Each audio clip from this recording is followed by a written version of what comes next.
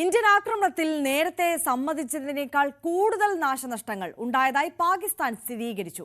8 സ്ഥലങ്ങളിൽ അധികമായി നാശനഷ്ടങ്ങൾ സംഭവിച്ചതായി പാകിസ്ഥാൻ ആഭ്യന്തര സൈനിക ഓപ്പറേഷൻ ബന്യാൻ ഉൻ മർസൂസ് സംബന്ധിച്ച രഹസ്യരേഖയിൽ പറയുന്നു.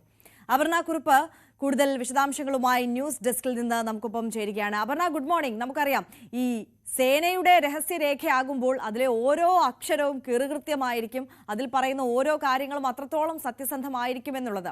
അപ്പോൾ ഈ നിർണായകമായ എയർ ബേസുകളും ആണവ മേഖലകൾക്കും അപ്പുറം കനത്ത നാശനഷ്ടം മറ്റ് പ്രധാനപ്പെട്ട 8 മേഖലകളിൽ കൂടി ഇന്ത്യ നാശം വിതച്ചിട്ടുണ്ട് പാകിസ്ഥാനിൽ എന്നുള്ളതാണോ ഈ രേഖയിൽ വ്യക്തമാക്കുന്നത്? ആര്യ, ഇതിൽ പ്രധാനമായിട്ടും പാകിസ്ഥാൻ ഉദ്ദേശിക്കുന്ന ഒരു ലക്ഷ്യമുണ്ട്. അതേത് തരത്തിലാണെന്ന് പറഞ്ഞു കഴിഞ്ഞാൽ, ഇപ്പോൾ അന്താരാഷ്ട്ര തലത്തിൽ ഓപ്പറേഷൻ സിന്ദൂറുമായി ബന്ധപ്പെട്ട് പ്രതിനിധി സംഘങ്ങൾ തന്നെ മറ്റു രാജ്യങ്ങളിലെത്തി ഇന്ത്യ എന്തുകൊണ്ട് ഇത്തരൊരു സൈനിക നീക്കത്തിലേക്ക് കടന്നു എന്നതിനുള്ള വിശദീകരണം കൊടുക്കുകയും ആ തരത്തിലുള്ള ചർച്ചകൾ നടക്കുന്ന സമയമാണ്.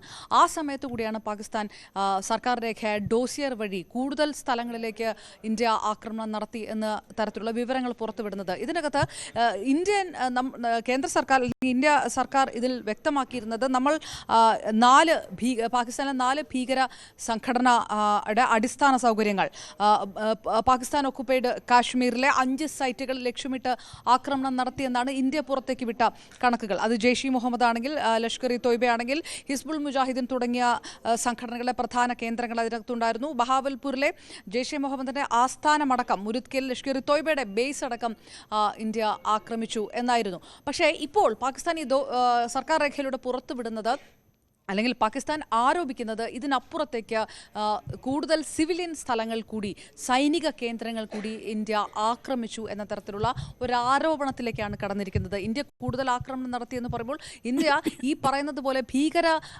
സംഘടനാ കേന്ദ്രങ്ങൾ മാത്രമല്ല ആക്രമിച്ചത് എന്ന് സ്ഥാപിക്കാനുള്ള ഒരു നീക്കത്തിലേക്ക് പാകിസ്ഥാൻ കടക്കുന്നു. അങ്ങനെ 8 സ്ഥലങ്ങളിൽ നാശനഷ്ടങ്ങൾ ഉണ്ടായി എന്നാണ് പാകിസ്ഥാൻ പുറത്തുവിടുന്ന വിവരം. അതിൽ പെഷവാർ ഉണ്ട്, ഛാങ് ഉണ്ട്, സിന്ധിലുള്ള ഹൈദരാബാദ് ഉണ്ട്, പഞ്ചാബിലുള്ള ഗുജറാത്ത്, ഗുജ്റൻവാല, ഭവൽ നഗർ, അറ്റാക്ക് ചോർ തുടങ്ങിയ സ്ഥലങ്ങളിലൊക്കെ ഈ ഇന്ത്യ വ്യോമാക്രമണത്തിൽ തകർന്ന സ്ഥലങ്ങളുടെ ദൃശ്യങ്ങളൊക്കെ പുറത്തുവിടുന്ന ഒരു സാഹചര്യമുണ്ട്. ഇതിൽ സാധാരണക്കാർക്ക് ജീവഹാനി ഉണ്ടായിട്ടുണ്ട് എന്ന് പാകിസ്ഥാൻ ആരോപിക്കുകയും ചെയ്യുന്നു. ഇത് ഇന്ത്യ പരിപൂർണമായിട്ടും ഈ പ്രചരണത്തെ തള്ളിക്കളയുന്ന വാർത്ത ഈ കഴിഞ്ഞ മണിക്കൂറുകളിൽ വന്നിട്ടുണ്ട്. ഇതിൽ പാകിസ്ഥാൻ ഇതിൽ ലക്ഷ്യമിടുന്നത്, പാകിസ്ഥാൻ ഈ സർക്കാരിന്റെ ദോസിയർ പാകിസ്ഥാൻ പാക് മാധ്യമങ്ങൾക്ക് പങ്കുവച്ചിരിക്കുന്നു, അന്താരാഷ്ട്ര മാധ്യമങ്ങൾക്കും പങ്കുവച്ചിരിക്കുന്നു. അതായത് ഇന്ത്യ പറയുന്നത് പോലെയല്ല, സാധാരണക്കാർക്ക് നേരെ, സാധാരണക്കാരുടെ സ്ഥലങ്ങൾക്ക് നേരെ, പാകിസ്ഥാന്റെ സൈനിക കേന്ദ്രങ്ങൾക്ക് നേരെയും ഇന്ത്യ ആക്രമണം നടത്തിയിട്ടുണ്ട്. അത് ഈ തീവ്രവാദ കേന്ദ്രങ്ങളെ മാത്രം ലക്ഷ്യമിട്ടു എന്നുള്ള ഇന്ത്യയുടെ വാദം തള്ളിക്കളയാനുള്ള ഒരു നീക്കം കൂടിയാണ് പാകിസ്ഥാന്റെ ഭാഗത്ത് നിന്ന് നടക്കുന്നത്.